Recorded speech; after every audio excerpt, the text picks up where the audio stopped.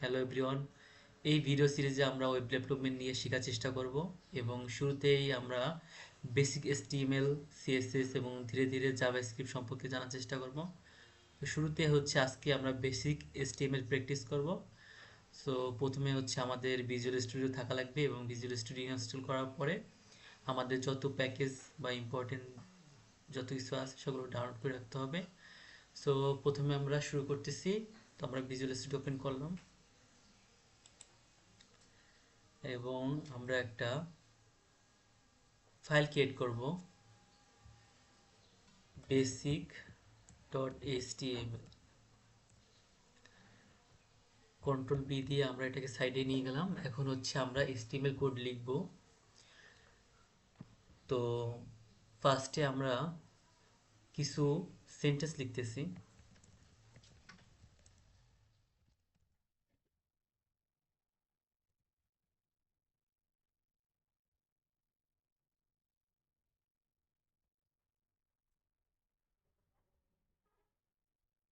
Tab মেরে আমরা বাকি সেন্টেন্সটা লিখে ফেললাম।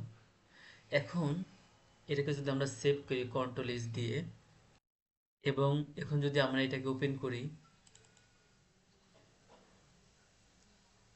দেখতে পাচ্ছি যে আমরা যা সেন্টেন্সগুলো লিখেছিলাম সেগুলো দেখা যাচ্ছে।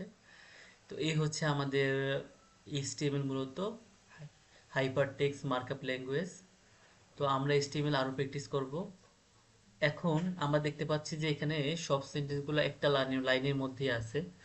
এখন আমরা যদি চাই যে না, আমরা এটাকে আলাদা আলাদা প্যারাগ্রাফ হিসেবে রাখবো, সেক্ষেত্রে কি করতে হবে? সেক্ষেত্রে আমরা ভিজুয়াল স্টুডিওতে চলে গেলাম। আমরা জানি প্যারাগ্রাফের ফার্স্ট লেটার হচ্ছে পি। সো আমাদের যদি কোনো কিছুকে প্যারাগ্রাফ করতে হয়, প্রতিটা লাইনের আগে পি দিয়ে শুরু করতে হবে এবং স্ল্যাশ পি দিয়ে শেষ করতে হবে। আমি দেখাচ্ছি কেমন। যেমন আমি এই লাইনটা লিখবো, আই এম বিস্ময়, অ্যান্ড এখান পরে হচ্ছে আমি চাচ্ছি যে আমার পরের লাইনটা নিচ থেকে শুরু হবে। তো আমি প্যারাগ্রাফ দিয়ে দিলাম এবং পরের লাইনটাকে কপি করে আমরা এই প্যারাগ্রাফের মধ্যে দিয়ে দিলাম। এখন যখন সেভ করব আর আমরা যখন এখন রিফ্রেশ করব, দেখতে পাচ্ছি যে আমাদের পরের লাইনটা এই প্যারাগ্রাফের মধ্যে আসছে। এইভাবে হচ্ছে আমরা প্যারাগ্রাফ লিখতে পারি। আমরা চাইলে একসাথে অনেক সেন্টেন্স নিয়ে তারপর প্যারাগ্রাফ প্যারাগ্রাফ করে লিখতে পারি। যেমন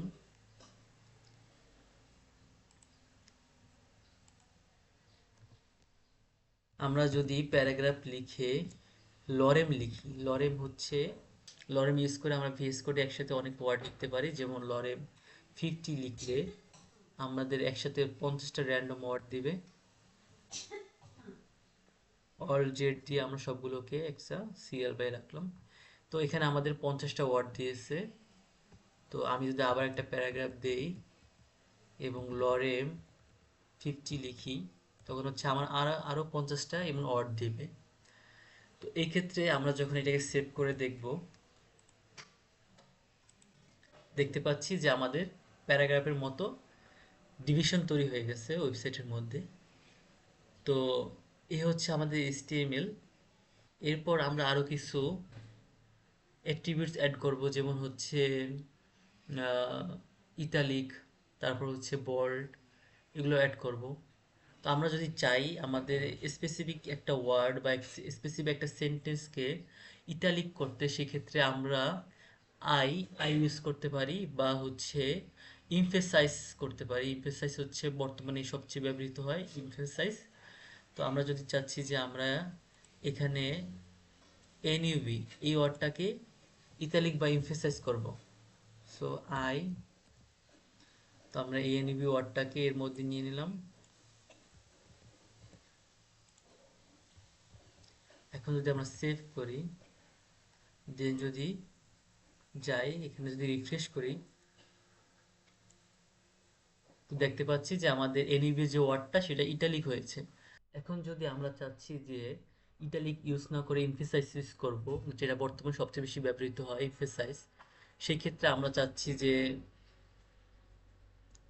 বিএসসি ইন কম্পিউটার সায়েন্স এই পার্টটুকু এমফেসাইজ করতে। সো এটুকু আমরা কপি করে নিলাম।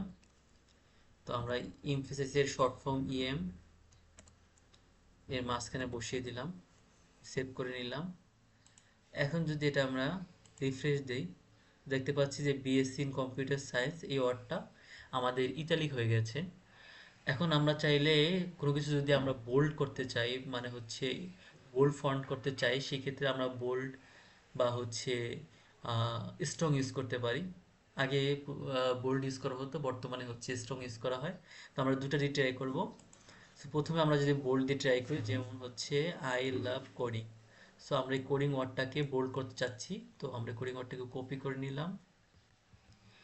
এখন আমরা বি, আমরা যদি অটোমেটিক ইউজ করি যে বি দিয়ে ফার্স্ট ব্র্যাকেট সেকেন্ড ব্র্যাকেটের মাঝখানে আমরা বি বসানোর সাথে সাথেই ইন্টার করার সাথে সাথে আমাদের পুরো কমপ্লিট হয়ে গেছে। এটা হচ্ছে বিএস কোডের মধ্যে অটোমেটিক থাকে। যে আমরা যদি কোনো কিছু লিখতে যাই, অনেক সময় আমরা দেখব যে আমাদের পরবর্তী সেন্টেন্স কি হবে সেটা বিএস কোডে দেখা যাচ্ছে। তো আমরা ট্যাব দিয়ে সেই ওয়ার্ডটি ইউজ করতে পারি বা অটোমেটিক সেটাই ইউজ করতে পারি। তো এখানে আমি হচ্ছে কোডিং ওয়ার্ডটা ইউজ করলাম এবং কন্ট্রোল এস দিয়ে সেভ করে নিলাম। এখন যদি আমি এটাকে রিফ্রেশ করি, দেখতে পাচ্ছি যে আমাদের কোডিং যে ওয়ার্ডটা আছে সেটা হচ্ছে এমফেসাইজ বা স্ট্রং হয়ে গেছে। এখন আমরা বোল্ড ইউজ না করে হচ্ছে স্ট্রং ইউজ করব।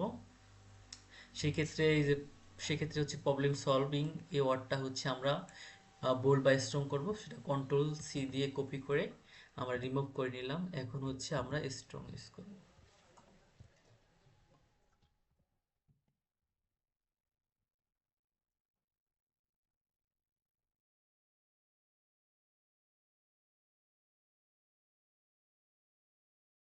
এখন হচ্ছে আমরা এটা কন্ট্রোল এস দিয়ে সেভ করে নিব। এখন যদি আমরা এটা চেক করি, রিফ্রেশ দিই, দেখতে পাচ্ছি যে আমাদের প্রবলেম সলভিং যে ওয়ার্ডটা আছে সেটা হচ্ছে স্ট্রং। এই হচ্ছে আজকে আমাদের যে বেসিক এইচটিএমএল যে পার্ট। তো আমরা হচ্ছে প্যারাগ্রাফ, তারপর হচ্ছে বোল্ড করা আর হচ্ছে এমফেসাইজ করা, বেসিক তিনটা যে পার্ট সেটা আমরা দেখলাম। পরবর্তী ভিডিওতে আমরা এইচটিএমএল সম্পর্কে আরো জানবো এবং বেসিক পার্টগুলো দেখার চেষ্টা করব।